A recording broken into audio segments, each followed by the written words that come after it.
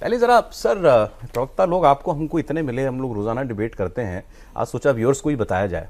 ये भी सोचते होंगे ना कि आखिर ये लोग इतना तैश में क्यों रहते हैं, इतना गुस्से में क्यों रहते हैं?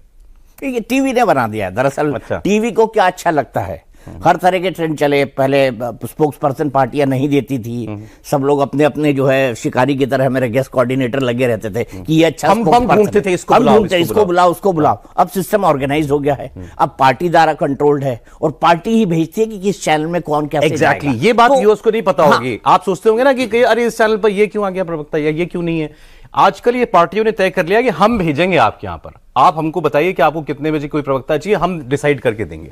तो प्रवक्ताओं में भी इस बात के लिए राजनीति होती है कि बड़े चैनल पे कौन जाएगा, छोटे चैनल पे कौन जाएगा, बड़ी राजनीति होती है। इसलिए ये दुनिया जो है, ये दुनिया प्रवक्ताओं की जैसी दिखती है वैसी होती नहीं। लेकिन बड़े कमिटेड नहीं लगते आपको ये लोग? जैसे बोल रहे हैं तो मतलब बिल्कुल मानते हैं अंदर से, हाँ, उस चीज को डिफेंड करने के लिए, उस मुद्दे पर बोलने के लिए। जी हाँ।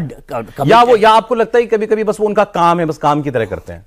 कई बार तो ऐसा भी होता है ना कि आप कोई ऐसा सवाल पूछ दो जिसका जवाब उनके पास न बचा हो, तो वो बड़े अनकंफर्टेबल हो जाते हैं, असहज हो जाते हैं। मैंने ये भी देखा जिसकी तैयारी उनके पास ना हो। सपोज कांग्रेस के एक नेता मेरे साथ बैठे हुए थे और वो रामचरितमानस के दोहे और श्लोक सुनाने लग गए। तब ये इंडिया गठबंधन और उसका मसला चल रहा था। कई सुनाए उन्होंने, कई सुनाए। तो जब मुझसे नहीं रहा गया, वो अंबाला से कांग्रेस के नेता थे कोई जो जुड़े हुए थे, मैंने उनसे सिर्फ एक बात पूछी, भाई साहब आपने सब राहुल जी को सुनाए हैं?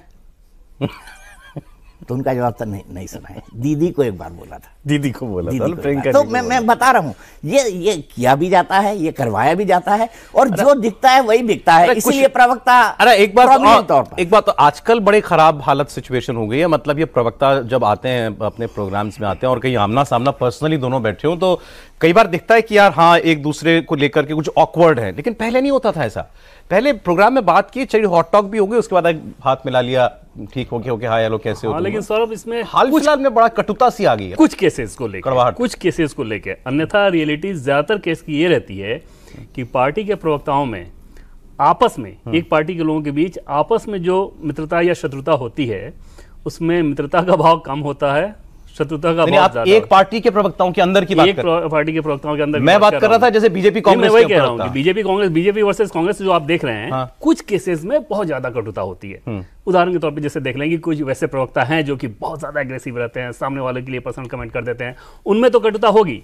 लेकिन ज्यादातर में वो आपस में बहुत अच्छा रहते हैं। अपनी पार्टी के भीतर, उनके भीतर प्रतिद्वंदिता को लेकर ज्यादा समस्या रहती है। एक पार्टी में स्पोक्स पर्सन आपस में कंपटीशन में रहते हैं बहुत ज्यादा। और अगर एक प्रवक्ता पिट रहा हो किसी अच्छे जगह पे, तो उस पार्टी का दूसरा प्रवक्ता बड़ा खुश हो रहा होता है कि आज तो इसकी बैंड, आज मजा आया, अब इसका पत्ता कटेगा, अब आगे हमें मौका मिलने वाला है। हाँ। तो ये ज्यादा चलता है। और दूसरी पार्टी के साथ प्रवक्ताओं के बीच बहुत अच्छा रिश्ता रहता है। कई बार तो ऐसा होता है कि डिबेट के बाद वो बाकायदा फोन करके बोलते हैं कि अरे आपने वो ऐसा कैसे कर दिया, ये नहीं करना चाहिए था, आगे इसका ध्यान रखिएगा। कुछ प्रवक्ता तो मतलब आजकल इतने कर्कश से हो गए हैं कि कई बार व्यूअर्स का फीडबैक आता है। नाम ले दूं? ये आप नाम मत छोड़िए, नाम ले देता।